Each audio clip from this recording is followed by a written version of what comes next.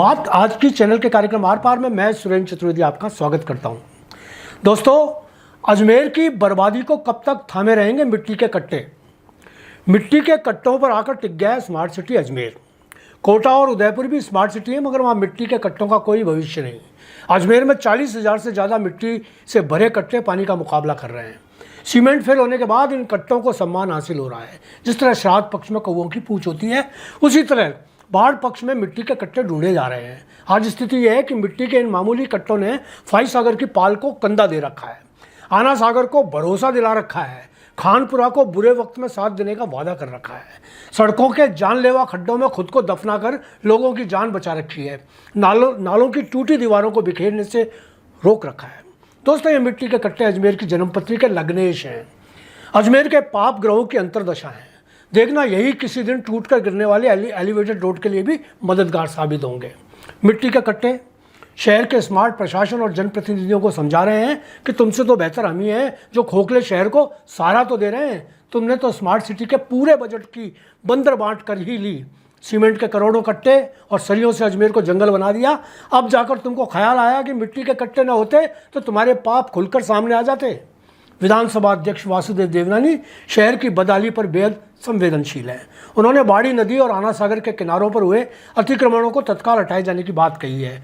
उनकी इस बात को का पूरा शहर समर्थन कर रहा है। लेकिन यहाँ मैं देवनानी जी को बता दूं कि बाड़ी नदी नहीं, एक नाला है, शहर के आम नालों जैसा। यदि उनको मेरी बात पर भरोसा ना हो तो नगर निगम की मेयर ब्रजलता हाड़ा से पूछ लो। उनके अधिकारियों ने एनजीटी नेशनल ग्रीन ट्रिब्यूनल झीलों की सुरक्षा के लिए बने देश की सर्वोच्च अदालत को बाकायदा शपथ पत्र देकर बताया है कि बाड़ी नदी एक नाला है। 85 फीट के फैलाव वाली नदी को मात्र 18 फीट की चौड़ाई तक पहुंचाने वाले निकम्मे अधिकारी कह रहे हैं कि बाड़ी नदी नहीं, नाला है। अच्छा हुआ उन्होंने उसे नाला ही बताया, नाली नहीं।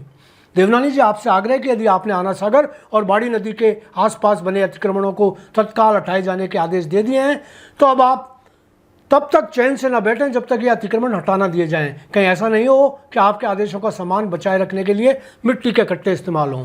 देवनानी जी, अजमेर अच्छी तरह से जानता है कि जब आप किसी के पीछे पड़ जाते हैं, मतलब किसी काम के पीछे पड़ जाते हैं, तो काम पूरा होने तक चैन से नहीं बैठते हैं, ना बैठने देते हैं। जनता को यकीन है कि यदि आपने आना सागर और बाड़ी नदी के आसपास से अतिक्रमण हटाने के आदेश दे दिए हैं तो अतिशीघ्र इसके परिणाम भी दिखाई देने लगेंगे। आना सागर के क्षेत्रफल को कम करने वाली सभी निर्माण ध्वस्त कराए जाने बहुत ज़रूरी है, वरना शहर के आसपास सीमेंट बनाने के नहीं, मिट्टी के कट्टे बनाने के उपक्रम स्थापित हो जाएंगे। देवनानी जी, एक और आग्रह है आपसे। आना सागर के आसपास के अतिक्रमण हटाने से पहले हमको सागर के अंदर बने पाथवे और 7 वंडर हटाने पड़ेंगे। इसके लिए तो नेशनल ग्रीन ट्रिब्यूनल ने बाकायदा पहले से ही ध्वस्त करने का फैसला सुरेंद्र सिंह शेखावत वाले केस में दे रखा है। नगर निगम के बुद्धिमान अधिकारी जबरदस्ती कुतर्कों से मामला टाले जा रहे हैं। यहाँ बता दूं कि ये निर्माण पूरी तरह अवैध हैं और टालने से ये नहीं टलेंगे। एक ना एक दिन इनको ध्वस्त करना ही होगा।